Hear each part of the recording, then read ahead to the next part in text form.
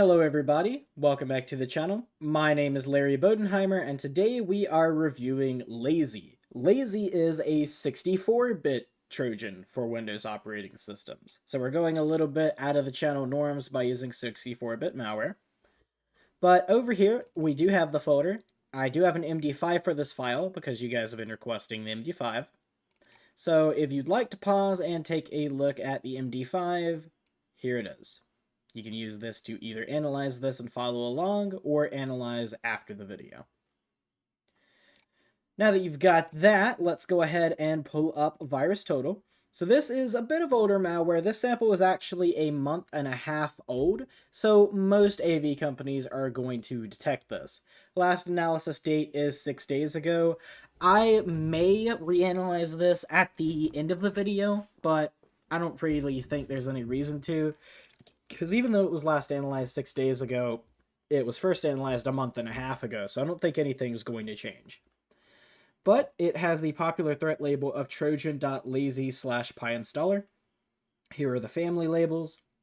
This is detected by Avast, AVG, Avira, Bitdefender, good, BCAV Pro, CrowdStrike Falcon, and then it's also detected by MCSoft, ESET. Where's the thing? Google. Google does detect it. Good. Horong detects it. What else? Kaspersky, Malwarebytes, McAfee.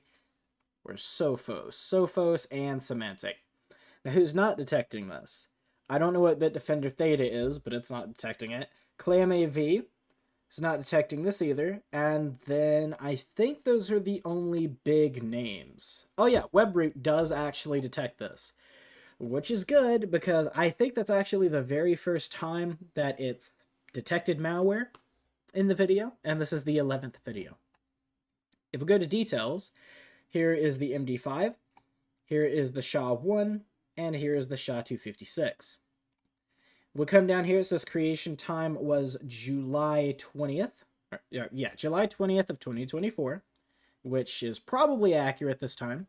The signature date is April of 2023, and this does have a signature. First submission was about a month and a half before the recording of this video, and the last submission was, it says today, but the last analysis was about a week ago.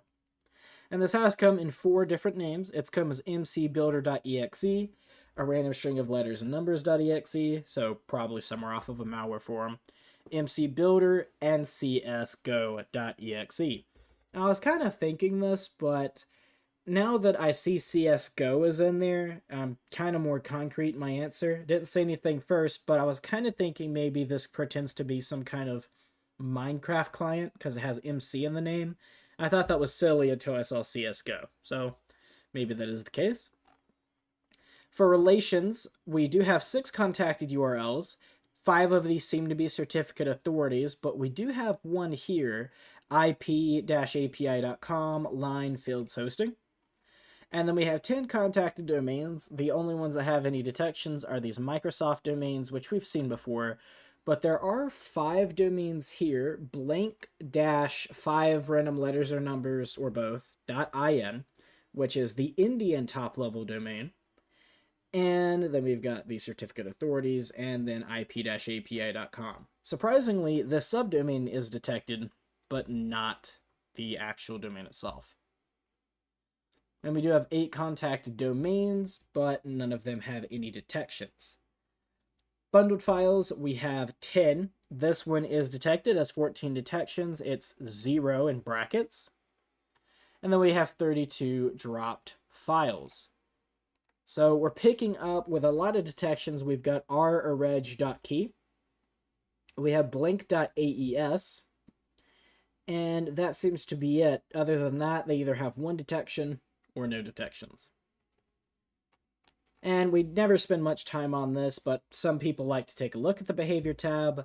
So if you'd like to pause the videos and look at these IDS rules, that's fine. We do have 3 high, 7 medium, and 1 low crowdsourced Sigma rule. Don't know why that took so long, but here are your rules. And then it looks like we have 2 medium crowdsourced IDS rules. And then, of course, last thing we'll do is take a look at community. Again, find a malware that Jaffa has not commented on, challenge level impossible. And we also have Admin USA, who I've not seen before, but I hope to see more of them in the future. Joe Security, Carlos Cabal, and Jaffa Cakes 118 have all left comments on this. Now that we've taken a look at that, the last thing we're going to do is we're going to view the properties of this exe. So it does have a signature. However, if we go to details, the signature is not valid. The name is AKO Consulting, email is not available, and then the signing time was April 25th of 2023 at 4:11 p.m.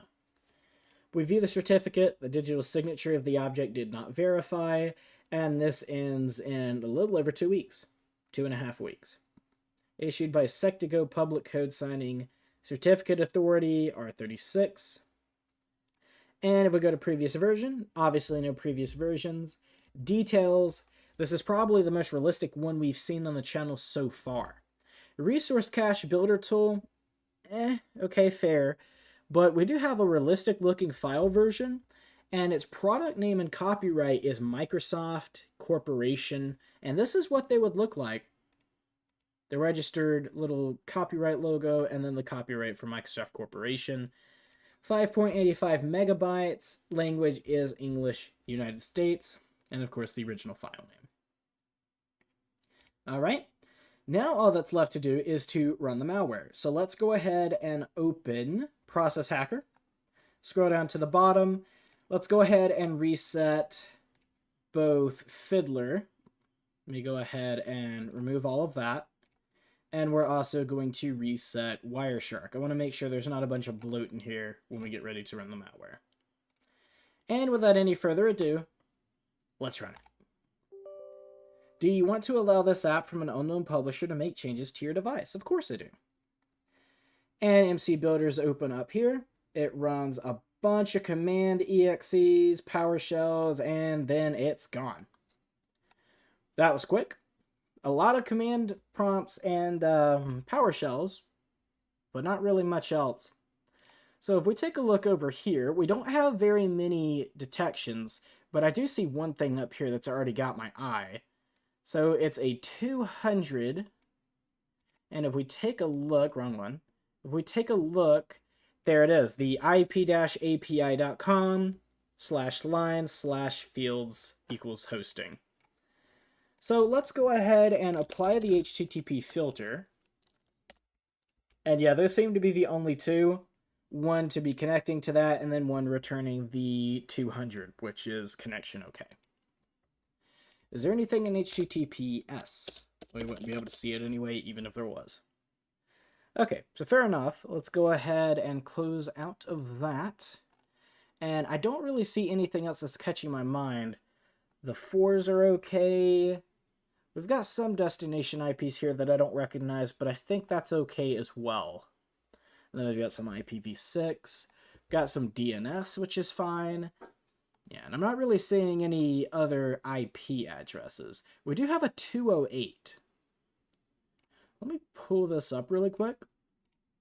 Go to detection. And take a look at this 208. It's not detection, it's relations. My bad. 208. Yep, 208.95.112.1.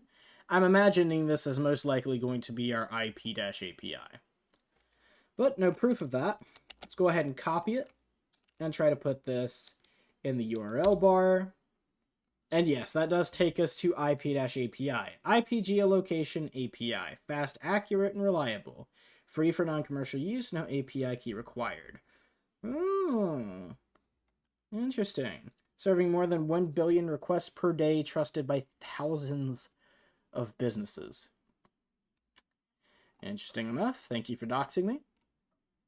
Very much appreciated. Okay. I didn't see it drop any files, but hopefully we can use Process Explorer for that. I didn't see any of the other IPs as well. The only one that I'm seeing is the 208.95.112.1. And even while I continue to scroll down and the malware has already done its thing, I'm not seeing anything else. Oh, wait, maybe. 85.10.196.124. We've got retransmissions here. Huh. What have we got here? Let's see. We try it, but it's probably a red herring. 85.10.196.124. And we try to connect to that, it's probably going to refuse connection or timeout.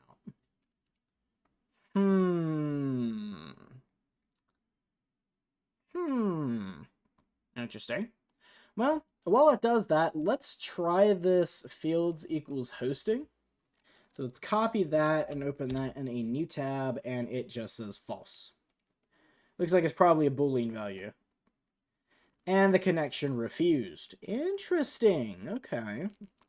It's not necessarily connected to the malware. But at the same time, why are we getting multiple retransmissions from the same IP? Because if you get one, maybe even two, from an IP, like, you know, every once in a while, sure. But there's 4 of them, and then immediately we've got a reset. So that's to port 50778. Interesting. Very interesting indeed. What the heck is all this? 208.95.1121. Is that the one we just took a look at? Why does that sound so familiar to me? Yeah, it is. Okay. And this is the IP.API. Okay. Fair enough. Not really anything that sticks out too much, but definitely something to keep your mind on. We also have these domains over here, blank-5 random letters.india. Let's try those. DNS lookup failed, systemnet socket exception, no such host is known. I see. We open this in a new tab. It was last analyzed 1 month ago. So we could try reanalyzing this. Let's go ahead and close these. We don't need them anymore. And I'm not going to try to search the other 3. I just don't feel like we're going to get anything out of that. Let's see here. That's really all that we could take a look at, being completely honest. The rest of these are unrated, NX domain, DGA, 85.10.196.124. Okay, let me close that. That probably is a red herring. Yeah, that doesn't have anything to do with what we're looking at now. But it just threw another one, didn't it?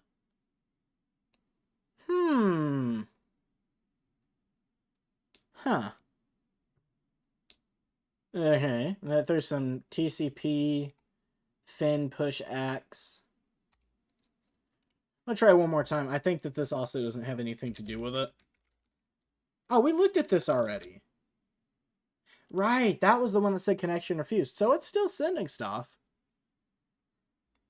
Uh-huh. Okay. Well, that's all we're going to be able to view off of VirusTotal. So let's go ahead and minimize that. We could probably close it, but just in case, I'm not going to close it yet. And yep, that's the same IP. But that said something else, didn't it? That? Okay, that's gray. Now it just says TCP retransmission. I thought it said something else. But I may have been wrong. Alright. Let's pull up Process Monitor. Let's stop. Stop that. Okay, we're going to do 2 filters. The first one we're going to do is operation is create file. We'll add that. And then the next one we're going to do is process name is mcbuilder.exe.